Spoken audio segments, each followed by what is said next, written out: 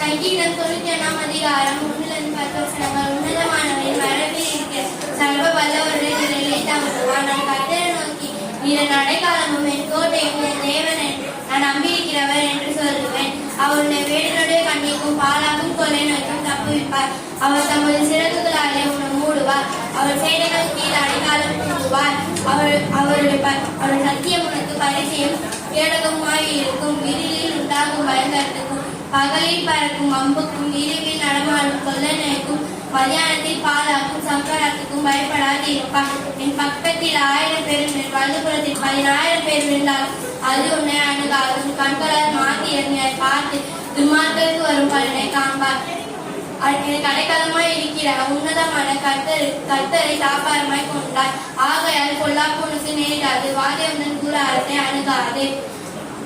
கர்த்தரை துதிங்கள், அவர் நல்லவர், அவர் கிருபை என்றும் உள்ளது. கர்த்தாதி கர்த்தரை துதிங்கள், அவர் நல்லவர், அவர் கிருபை என்றும் உள்ளது. தேவாதி தேவனை துதிங்கள், அவர் நல்லவர், அவர் கிருபை என்றும் உள்ளது. ஒருவராய் பெரிய அதிசயங்கள் செய்தவரை துதிங்கள், அவர் கிருபை என்றும் உள்ளது. வானங்களை ஞானமாய் உண்டாக்கினவரை துதிங்கள், அவர் கிருபை என்றும் உள்ளது. தண்ணீர்கள் மேலே பூமியை பரப்பினவரை துதிங்கள், அவர் கிருபை என்றும் உள்ளது. பெரிய சுடர்களை உண்டாக்கினவரை துதிங்கள், அவர் கிருபை என்றும் உள்ளது. பகலில் ஆள சூரியனை உண்டாக்கினவரை துதிங்கள், அது கிருபை என்றும் உள்ளது. இரவில் ஆள சந்திரனையும் சூரியனையும் நட்சத்திரையும் உண்டாக்கினவரை துதிங்கள், அது கிருபை என்றும் உள்ளது.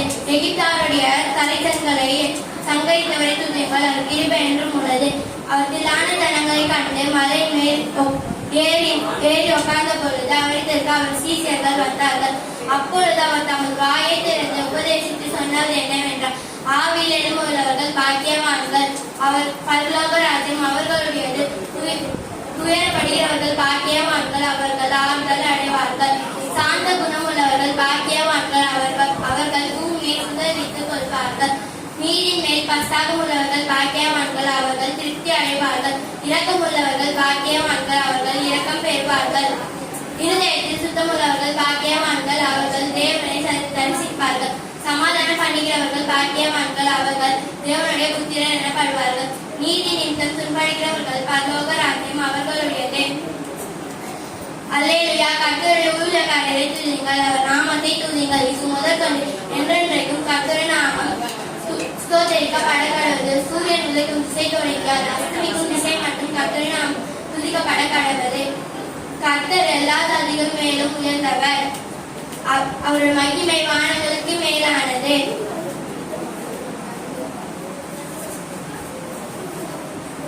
உன்னதங்களில் வாசம் பண்ணுகிற நம்முடைய கர்த்தருக்கு சமானமானவரையா. அவர் பூமியிலுள்ள வானத்திலும் பூமியில் உள்ளவர்களை பார்க்கும்படி தம்மை தாழ்த்துகிறார். அவர் பெரியவனை புழுதிலிருந்து தூக்கி விடுகிறார். அவர் சிறியவனை குப்பையிலிருந்து உயர்த்துகிறார். அவர் தமது பிரபுக்களோடு தமது அதிபதிகளோடு உட்கார பண்ணுகிறார். மலடியை சந்தோஷமாக்கி கிளத்தாட்சாக்கி வீட்டிலே குடியிருக்க பண்ணுகிறார். அல்லேலூயா. நாம் இது முதல் கர்த்தரை ஸ்தோத்தரிப்போம். அல்லேலூயா. நீங்கள் பலன் கொண்டு தினமானதாக இருங்கள், அவர்களுக்கு பயப்படும் திகைக்கும் வேண்டாம். உதயநாயக கர்த்தர் தாமே உன்னோட கூட வருகிறார். அவர் உன்னை விட்டு விலகவும் இல்லை, உன்னை கைவிடவும் இல்லை. நீங்கள் மகிழ்ச்சியாய் புறப்பட்டு சமாதானமாய் கொண்டு போகப்படுவீர்கள். பர்வதங்களும் மலைகளும் உங்களுக்கு முன்பாக கம்பீரமாய் குலுங்கி வெளியின் மரங்கள் எல்லாம் கை கொட்டு. ஜனங்கள் கர்த்தர் என் வெளிச்சமும் என் ரட்சிப்புமானவர், யாருக்கு பயப்படும்? கர்த்தரின் ஜீவனின் பலனானவர், யாருக்கு அஞ்சுவேன்? கர்த்தாவே, என்னை காப்பாற்று, உம்மையே நம்பியிருக்கிறேன்.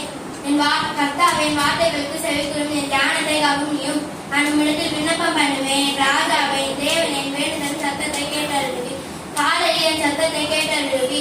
காலையிலே உமக்கு நேரே